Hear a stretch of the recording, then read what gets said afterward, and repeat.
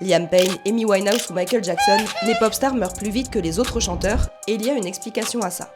Entre les paillettes, les tournées, la fortune, être une pop star, on va pas se mentir, ça a quelques avantages, pas dégueu, mais le revers de la médaille est plus sinistre. Figurez-vous que la célébrité diminue l'espérance de vie, et c'est pas moi qui le dis, c'est une étude allemande. Les chercheurs ont analysé plus de 300 artistes qui ont fait carrière aux États-Unis ou en Europe entre les années 1950 et 1990. Avec un résultat, les chanteurs célèbres meurent en moyenne 4 ans et 6 mois plus tôt que les artistes moins connus.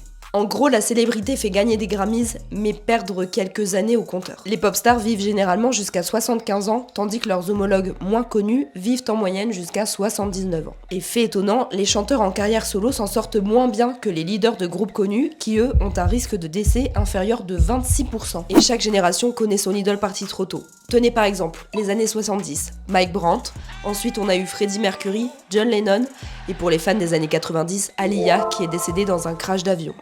Plus récemment, c'est le monde de la K-pop qui connaît son lot de décès tragiques, qui endeuille des fanbases entières. Et bien sûr, on n'oublie pas le Club des 27, Jim Morrison, Kurt Cobain, Amy Winehouse, qui a forgé toute la mythologie autour de ces pop stars qui disparaissent très jeunes. Pour le principal auteur de l'étude, il y a plusieurs explications.